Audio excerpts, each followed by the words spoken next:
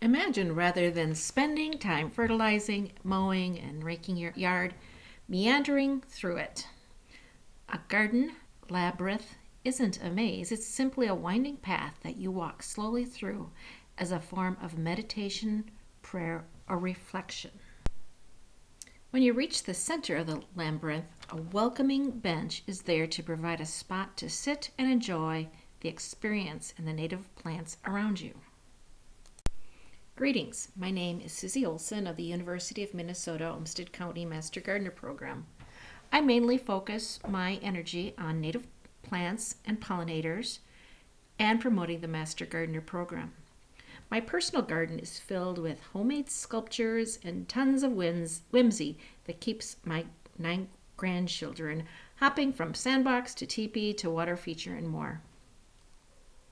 The objective of this presentation is to encourage homeowners to increase pollinator-friendly plants in urban settings and to positively impact climate change, increase the benefits of the healing impact of nature, along with the potential to keep our rivers and waterways cleaner.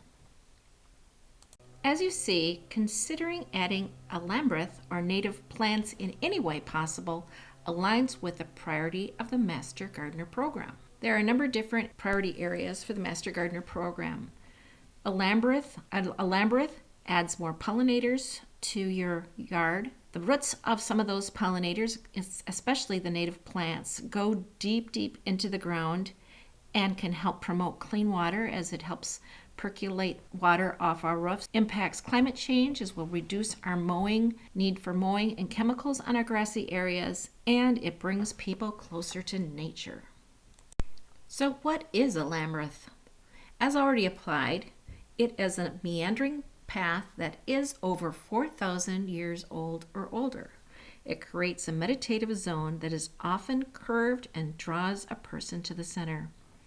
Interacting with a labyrinth is thought to enhance the function of the right brain. As you enter a labyrinth, you may notice in the distance a natural focal point, either beyond or at the center of the labyrinth. As you proceed along the path, you see that they curve slightly and draw you in. Lines define the path and often maintain a constant width, even around the turns. At the center, you have traveled half the distance, where it's common to pause or sit, turn and look around, and then walk back out again. Are you thinking about creating a labyrinth? Well, here are some steps to help you get going. Number 1, choose a location. Find a location that lends itself to a meditative state. Make sure it's large enough for the design and plantings. Have the entrance face a calming landscape focal point. Step 2, gather the tools and materials, including your pattern. First, create a labyrinth pattern. There's one on the next slide or two. You'll need a wooden dowel that's tall enough to pound into the ground or put into the center of the ground, and a nail and hammer, of course, so you can tie a string around that in order to create your even circles. You'll need extra stakes or markers and that rope that's long enough to extend to the very edge of your outer ring. A spade or trowel to help you get that dowel in the ground securely so it doesn't move around for you, and to also scratch up the ground. Also, a garden rake would be handy, and possibly some topsoil if needed, and then your native plant seeds and or plugs.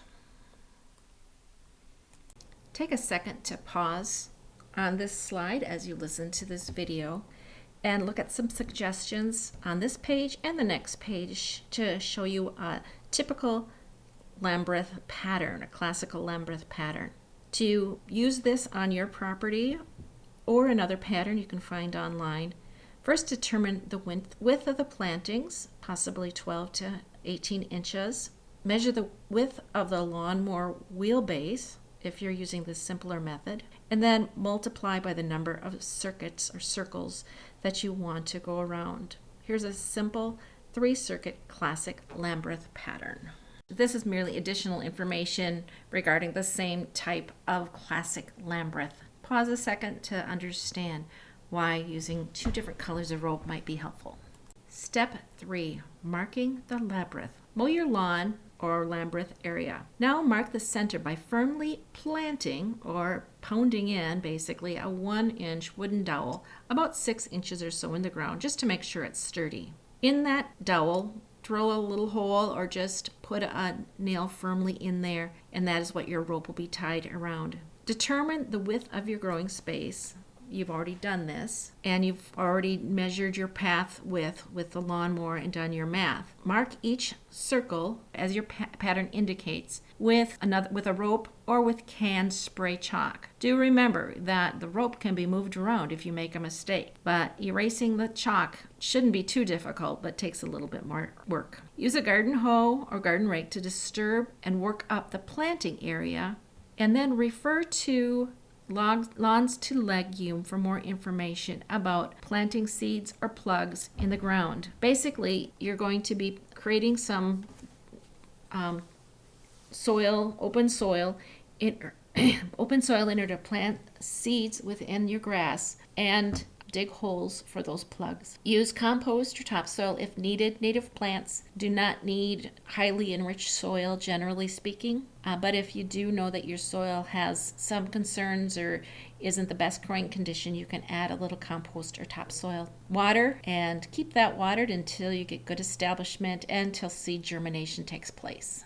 Even though this is not an example of a native Labyrinth garden, it gives you a visual on how the process might take place. Of course, using rock is a lot more labor intensive than creating a native garden Labyrinth.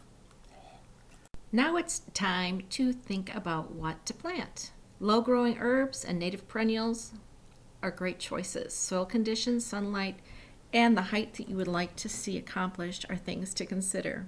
Check out the Lawns to Legume site, which is listed here on this page and will be also in the description. Thank you for hanging out with me as you looked at this Thank you for hanging out with me and checking out this video. Check out the links at the end of this presentation. They will also be in the description. This is one way Master Gardeners can keep connected with our community. Like us on Facebook. See the link in the description for all the links in this video. Here's some information about what's going on in Minnesota with the Master Gardener program. Spend a little time looking at the community gardens that have been sponsored in the state. Rain gardens, of course, those help our rivers and waterways stay clean and keep algae from blooming. Our pollinator-friendly gardens, so important for the food we eat and schoolyard gardens and more. If you're interested in becoming a Master Gardener, the link is here, and as I've stated, the link is also in the description. Thank you again.